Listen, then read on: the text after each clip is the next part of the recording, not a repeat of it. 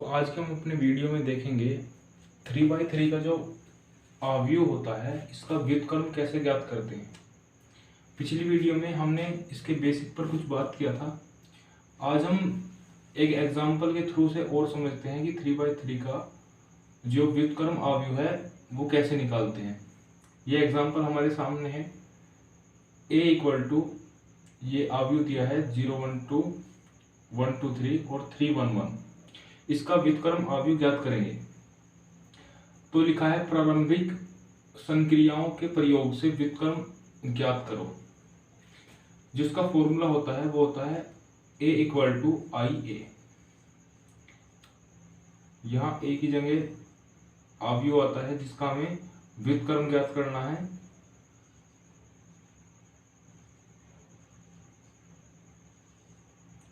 i हमारा इकाई अवयव है।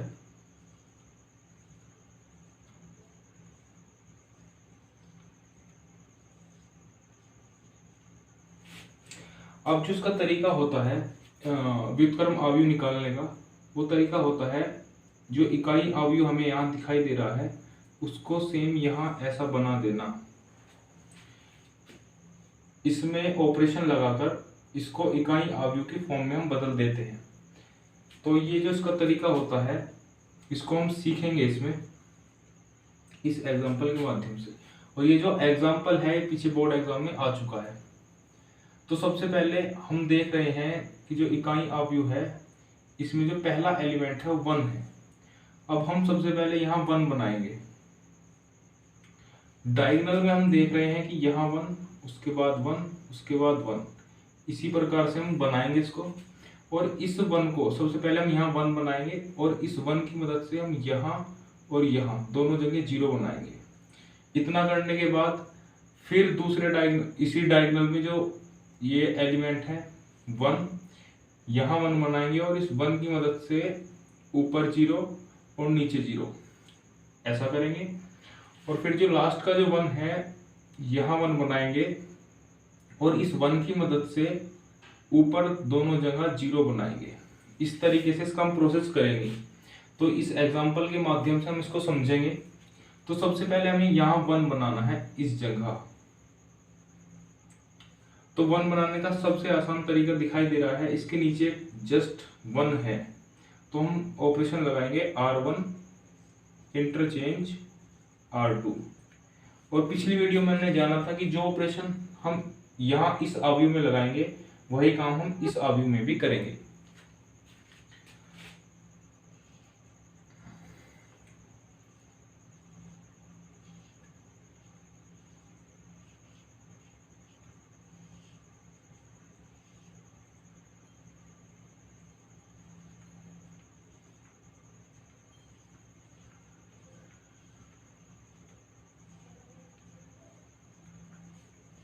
अब इसके बाद यहाँ 1 बन चुका है। अब इस 1 की मदद से हम इसके नीचे दोनों जगह 0 बना देंगे। यहाँ तो हमें 0 ऑलरेडी मिल रहा है। अब यहाँ हम 0 बनाएंगे इस 1 की सहायता से। तो R3 change to R3 minus 3R1। R1 की मदद से यानी कि इस 1 की मदद से हम यहाँ R3 में 0 बना लेंगे, जैसा मैं तरीका पीछे बता चुका हूँ।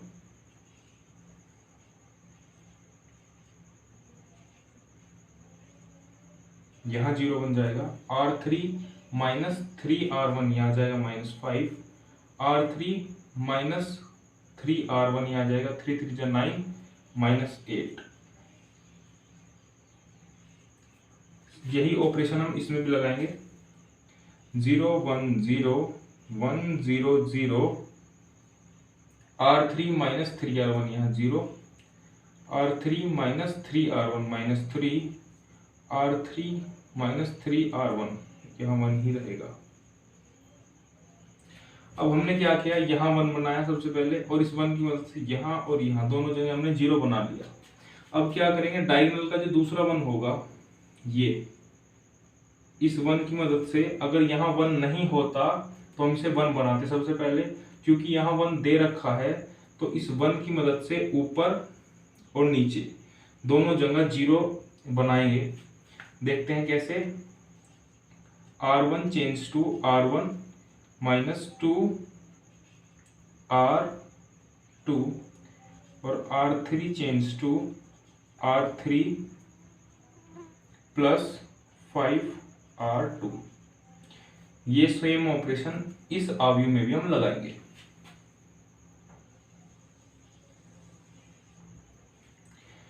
अब यहां हमें मिलेगा 1 0 r1 -2r2, यहां जाएगा -1 0 1 2। इसके बाद यहाँ r1 + 5r2, यहाँ जाएगा 1,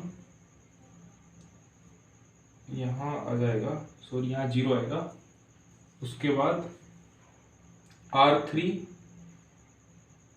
माइनस, यहाँ जाएगा 0 और यहाँ आ जाएगा r3 × 5r2, यहाँ पर आ जाएगा 2। सेम काम हम इस अवयव में भी करेंगे। r1 - 2r2, r1 - 2r2,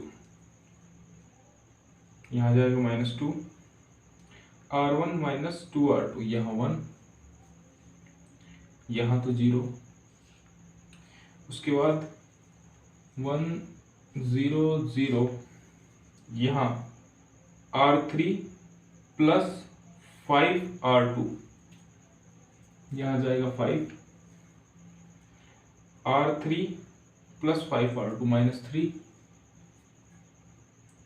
r3 + 5r2, यहाँ जाएगा 1।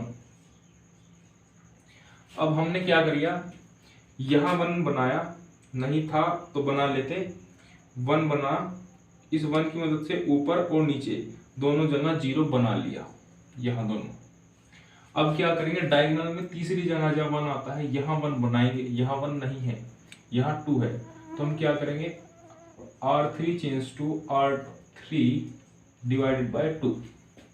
तो सबसे पहले यहाँ हम 1 बनाएंगे और इस 1 के बनाने के बाद ऊपर दोनों जगह 0 बनाएंगे इस 1 की मदद से।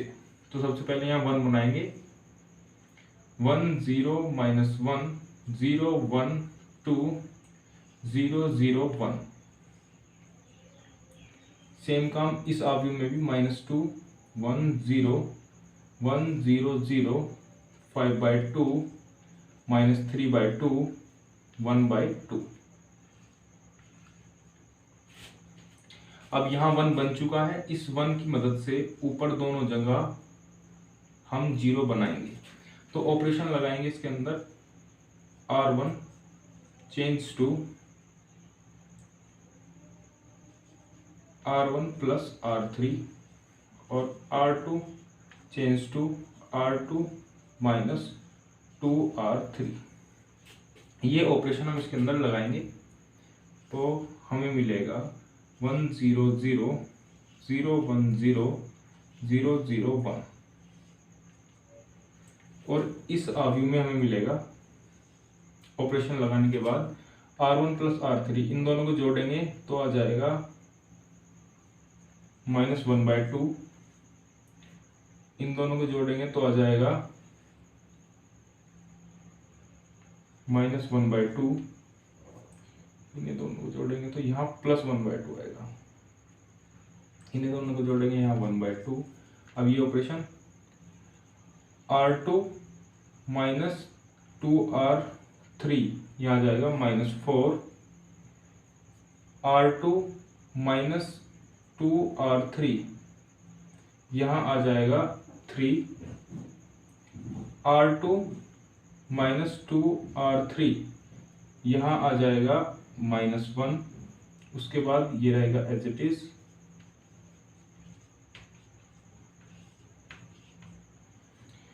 इतना करने के बाद ये फॉर्म आ गई है I की, इसे मान लेते हैं P और ये आ गया है A। अब पिछली वीडियो में जान चुके हैं कि अगर दो अवयव का गुणनफल इकाई अवयव आ रहा है तो इसका मतलब है कि दोनों अवयव, ये कह सकते हैं कि एक दूसरे के क्या हैं, व्युत्क्रम हैं। तो जो P है P equal to A inverse, तो A इनवर्स की वैल्यू आ गई है हमारे पास ये। अगर मैं आशा करता हूं कि सबसे पहले तो आपके क्वेश्चन समझ में आ गया होगा। आगे भी हम इसमें 3/3 का अवयव निकालेंगे, जो व्युत्क्रम अवयव निकालेंगे। और अगर आपको अवयव या व्युत्क्रम अवयव निकालने का ये तरीका अच्छा लगा है तो कमेंट करके जरूर बताइए और अपने फ्रेंड के साथ इस वीडियो को शेयर कीजिए। धन्यवाद।